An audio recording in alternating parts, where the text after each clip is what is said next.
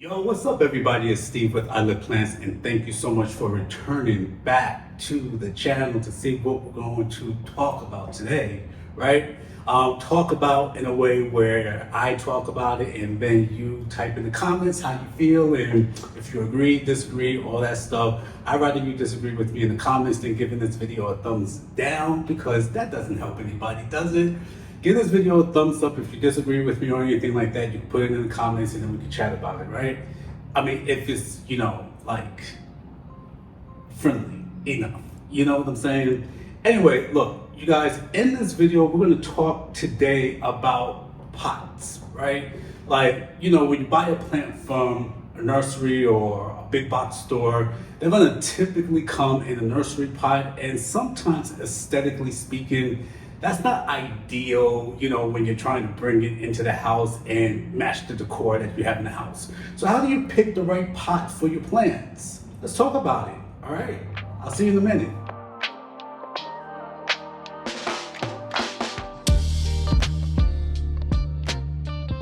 All right, you guys, so that was less than a minute. It is what it is, right? But look, let's get to it, okay? We're going to talk about ways to sort of upgrade the look of your plants based on the type of pot that you place them in, right? You get the plant home from the nursery, it's going to typically be in a nursery pot, and it's like, how does that even go with the vibe that I have in my apartment or in my home? How do I kind of upgrade that look, okay? So look, there's a couple of things that you want to take into consideration, and that is your decor. Okay, what style are you going for? Are you going for something that's continuous and that's uniform? Do you want to do all white pots or all black pots or all ceramic pots or all terracotta pots, right? You got to really think about the kind of look that you're going for. I mean, look, I'm all over the place in this apartment, so I got white pots, I got terracotta pots, I got plastic pots, I have cheap pots that I could afford, because the other part about it is that pots are not cheap in a way. I mean, like, I'm sure you can find some cheap pots on Amazon or if you go to a big box store, but really nice planters cost some bread. So you kind of got to understand what your budget is going to be as well and all that good stuff. And then again, what type of pot do you want? Do you want a ceramic pot? Those are typically a little bit more money. You want a terracotta pot? Those can be moderately priced, depending on the size. Plastic pots are cheaper in a way, and they can sometimes be sold in bulk. You can find those on Amazon a lot. And then you want to make sure that, depending on the plant that you're putting into the planter, if you're repotting the plant directly into that new planter, do you have drainage holes? Like, is that a thing? Do you need a planter with drainage holes? So we're going to go through all of that. I got a couple of examples on this table right now. We're going to go over them one by one.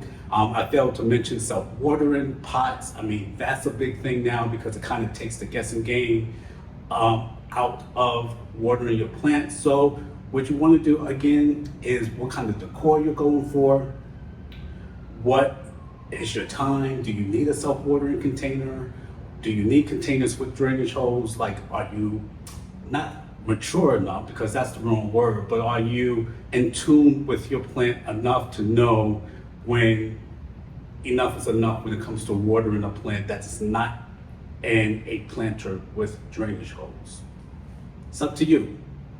So the first plant I'm going to talk to you today about is this money tree, you guys. This is dollar bill right here. And the deal with this plant is that it's in a self-watering container. This is a plant from the company Easy Plant.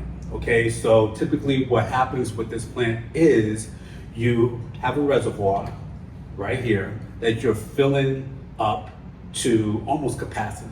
Okay, because the idea is that you don't want to water these plants but every 4 to 6 weeks. And this is a money tree, it doesn't require that much water anyway, so I'm refilling this pot almost every 6 to 8 weeks, believe it or not. It doesn't require that much water, okay? Again, it takes the guesswork out of watering the plant. I've killed a couple of money trees, okay? And I would rather not kill this one specifically. And the idea with this one too, guys, is it's in a pretty planter, all right? You see the planter? I love the green.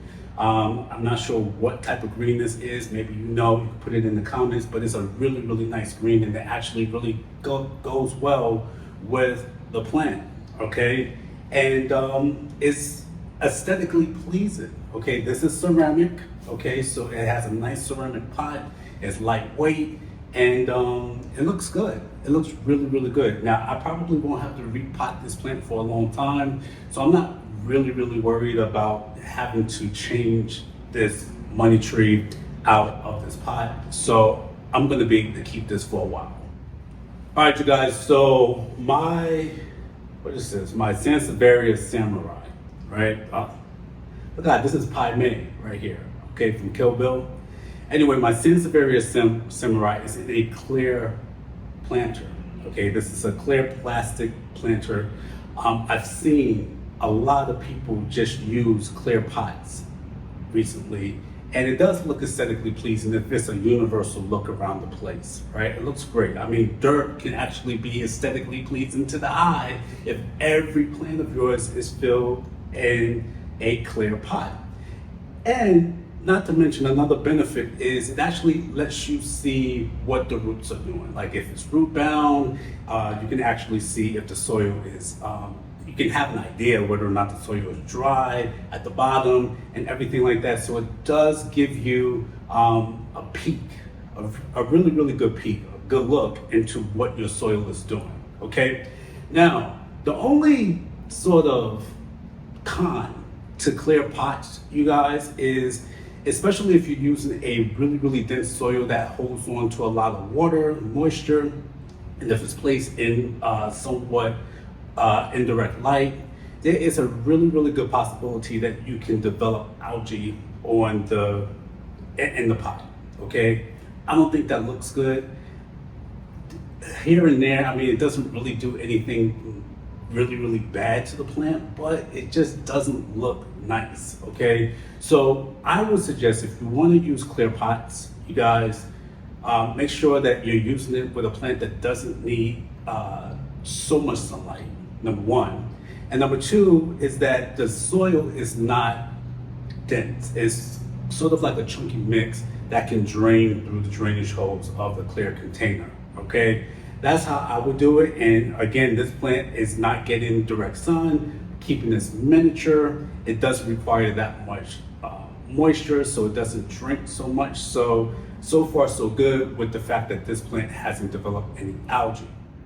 Okay, now on the other hand is my power plant. This is my green Congo variegated, my nuclear plant here. And the deal about this plant is that I actually had this indirect sun, and I was this plant was forming algae in the soil. So what I ended up doing just for now is placing it in a black container. So of course, you know, you guys, that process stops when there's no sunlight to help produce the algae. Okay, so for now, until I'm ready and able to repot this into a different planter, I actually have this in somewhat of a covering.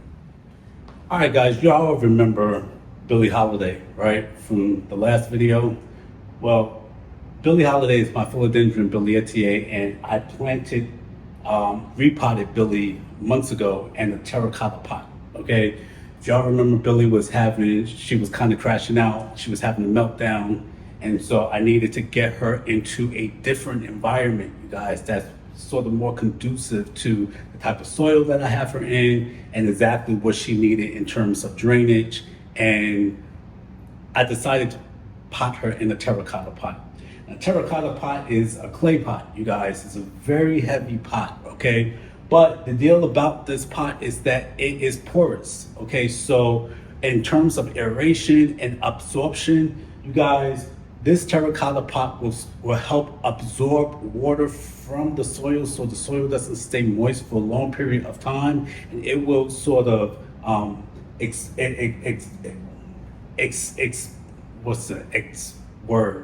it'll get rid of the water. I'm not even going to try to look for it. It'll end up getting rid of the water, the excess moisture in the pot by the aeration that it provides and the porous nature of the terracotta pot. Okay, so it is a very, very cool pot to plant some of your plants that don't like to stay wet for a long period of time. So again, my philodendron is something that I like to tend to dry out a little bit more quicker so that I can water it as much as I would like to without overwatering it. And the terracotta pot gives me just that.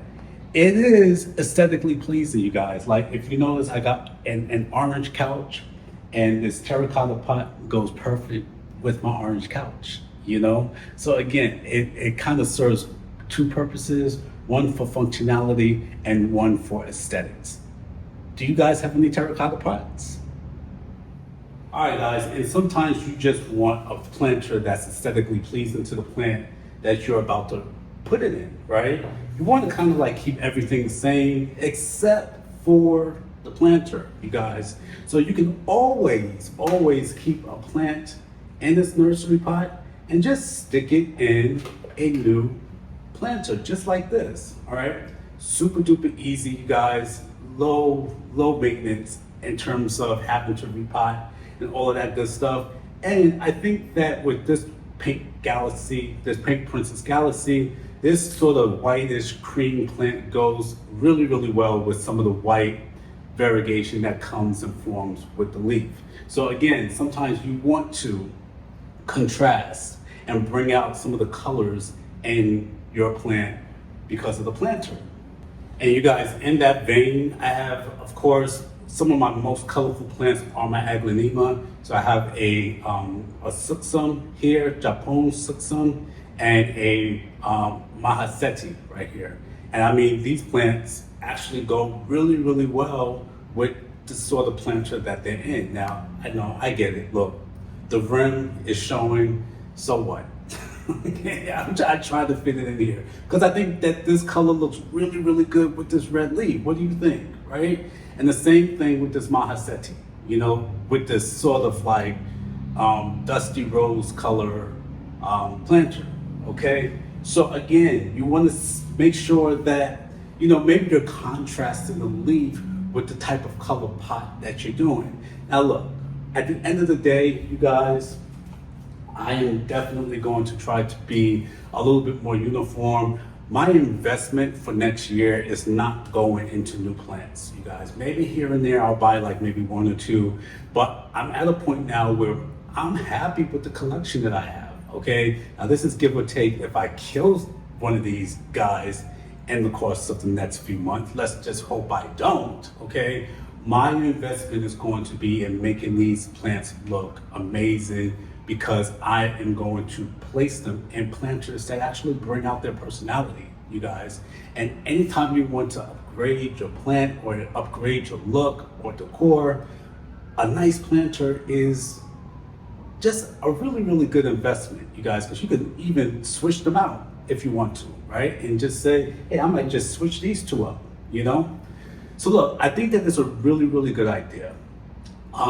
Two, get planters, right? You guys definitely bargain shop, okay? Again, planters are not cheap. They're really not. Like really, really nice ceramic planters are really not cheap. You gotta shop for it. You gotta search, okay? So one of the places that I like to, you know, look for planters is definitely Amazon. I like to check out Etsy a little bit to see, you know, what the local businesses are doing, how they're creating these one-of-a-kind type pots. Peter's Planters here in Dallas, Texas, she actually sells handmade pots, that she creates on her own. So you're looking for something that's sort of like one-of-a-kind and no one else is selling or buying. You know, check out these local plant shops, you guys, that have, you know, people who source out different planters that might add some sort of life into your collection. So ladies and gentlemen, first of all, can you get into Madeline real quick, the Phalaenopsis orchid? This is Madeline, you guys. This is Madeline's second bloom since I got her. in August, and this is just November. So we're talking about what, 3 months later, 4 months later, it's blooming again, and I'm here for it. I'm filming this video on a Thursday. Thursday is typically the day that I used to see Madeline on a weekly basis, you guys. So it's just really, really great to see this plant that signifies my therapist and friend Madeline is right back at doing her thing on a day where sort of kind of needs her, you know? But here's the deal, you guys. We talked about putting your plants, upgrading your plants, and putting them in different nursery pots and everything like that. It definitely gives them a new look. It makes it aesthetically pleasing, and it kind of brings a little bit of fun to your plant collection, okay? Now, I'm all for, you guys, a change in appearance, a change in look, a change in scene, all of that stuff, okay? I'm actually growing my beard out again because it's getting cold. Now, I'm not sure how long I'm gonna be able to do this because it's actually itching like crazy. So by the next video, you might see a shaven baby face up here, but change, okay? Change is always good. You know, so much has changed even on this table. These planters are just so cool. You know, I like them. I mean, you know, I'm not sure what I'm gonna do with this one right here, but it's gonna stay and it's clear planter for now, okay? Because it's different, you know?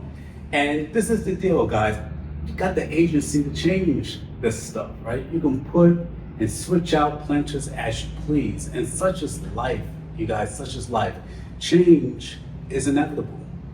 You can't be scared of change. That is the one of the constants in life is change, you guys. And the idea with, you know, changing these planters out, placing them in new planters to help beautify them or sort of change your environment is something that you can do in your own life, you all. So what we always strive to do is change for the good, okay? I'm not the same guy that I was 5-10 years ago. There's a lot of stuff that I can't tolerate, and I know that's gonna get even worse as I get older, you know? But I think at the end of the day, there is a desire that I wish upon all of you to change for your betterment, okay?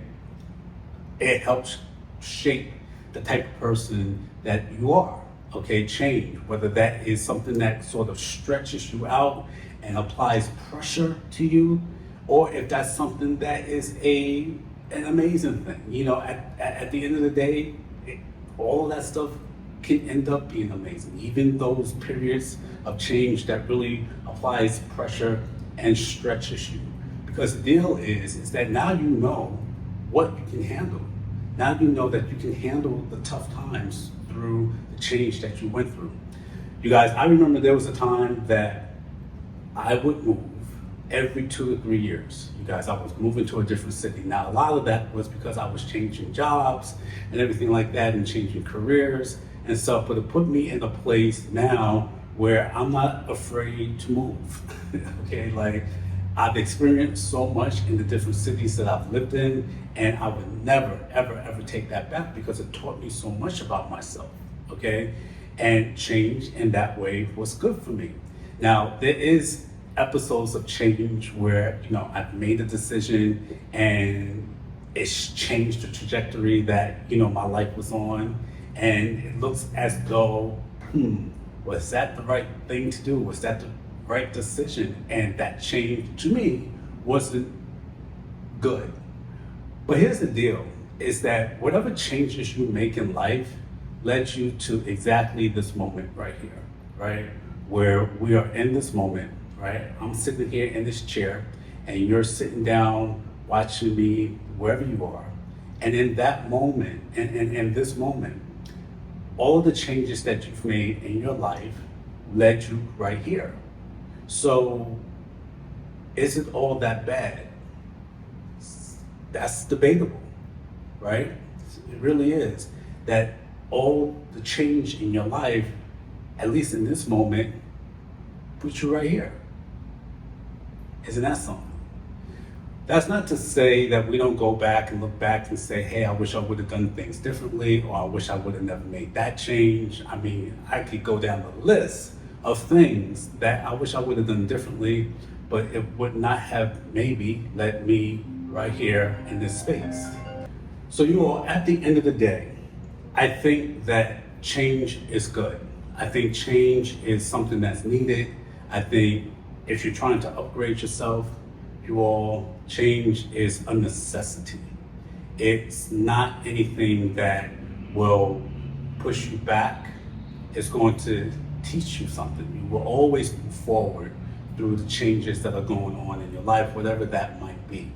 It is just on how you frame it, how you perceive it, and what you decide to do in order to move forward through that change. All right?